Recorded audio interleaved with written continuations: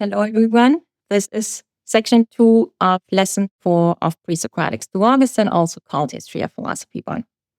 We have talked quite a bit now about Parmenides, and we've talked about the main idea that relates to his distinction between being and not being.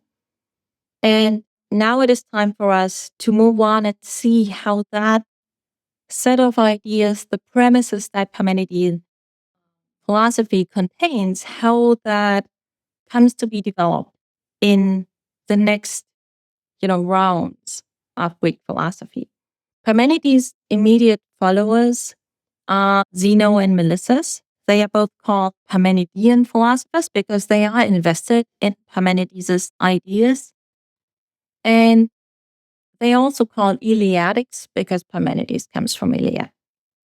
So, some basic terminological issues which are quite conceptual and where really the tricky thing is to see how the very same term can be used in such different ways that you get to an entirely different philosophical outlook. Zeno is, so the most immediate follower of Parmenides is the philosopher who's famous for his paradoxes. And when we were talking about reductio arguments that somehow show Parmenides' premises, that being is one, that being is ungenerated, and so on and so forth, that type of argument is very much sort of what these paradoxes consist of.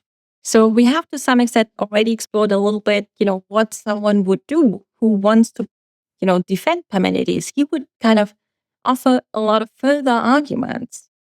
And you have been doing that kind of for the homework. He would offer further arguments, or they or she would offer further arguments that show that if you deny some of Parmenides' claims, it will lead you into absurdity or it will lead you into paradox. That seems to be, like, the details are quite contested, but that seems to be mostly what Zeno is doing. Melissus, on the other hand, seems to pick up on something in Parmenides that is potentially truly a little bit tricky and maybe not entirely compelling. Like Plato, I think Parmenides is divine, but that doesn't mean that there isn't something to improve upon. One thing that is perplexing about Parmenides is that he says that being is a well-rounded sphere. Now, we talked about the idea that being is intelligible, it's not perceptible. But how can something that is not perceptible be a well-rounded sphere? Because that clearly is like a shape, a form, and a shape of form seems to be something perceptible. And what is more, we talked about the idea that being is unwavering, that being doesn't move around. But if you have a sphere, then you may wonder, well, what is outside of the sphere? Doesn't the sphere somehow have a limit, a border? And then couldn't it somehow move into whatever it is that is outside of that limit? So the fact that Parmenides says that being is a well-rounded sphere is kind of not perfect, maybe. And you might think it invites a criticism, namely that being is possibly a perceptual, spatial thing after all that might move around. And scholars tend to think that Melissus replies to that and kind of aims to clarify and improve upon this slightly confusing picture by saying that, we can't think of being as the full, what is full, and of not being as the empty. And then the important thing is that we don't think of emptiness as kind of space to move into, but instead of as, complete nothingness.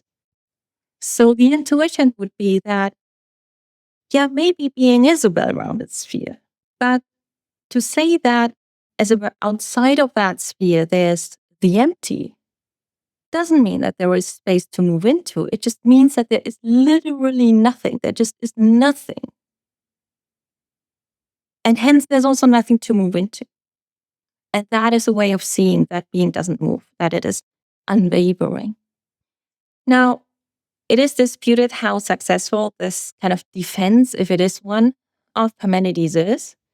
But you might think, maybe it is kind of successful insofar, as there is a discussion within Eleatic philosophy. But then if you are not persuaded by Eleatic philosophy from the get-go for other reasons, maybe if you think there are just some, really fundamentally implausible dimensions in Parmenides' philosophy, such as the claim that there is no movement or that there is only kind of one thing. Maybe you kind of look out of the window and you think, but there are many things and there is movement in the world. I'm sorry, I'm just not buying it. If you have that kind of intuition, it could be that you are more inclined to be an atomist. And I want to talk just like a little bit about atomism now, mostly with a view to seeing how it really inherits a lot of Parmenidean premises. And then later on in the semester, we talk more about atomism. So the atomists come and they think, well, I do see movement in the world. And I'm just not buying the thought that being is one and unmoving.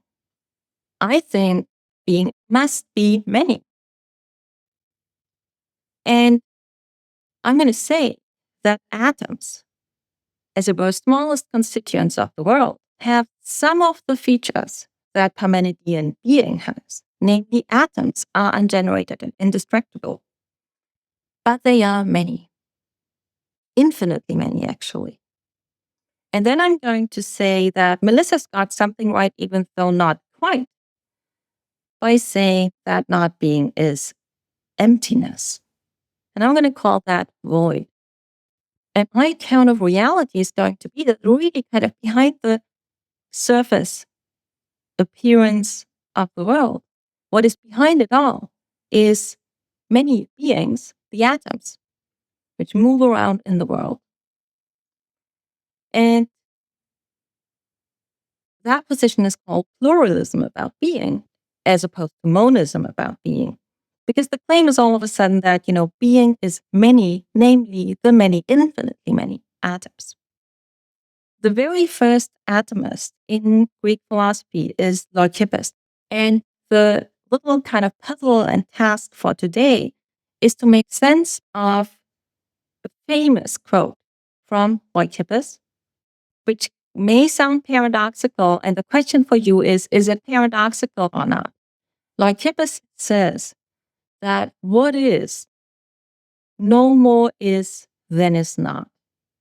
Based on what we've thought about, that what is identified with atoms, what is not is identified with the void. If you kind of plug in those identifications, is it then paradoxical or not paradoxical to say that what is no more is than what is not?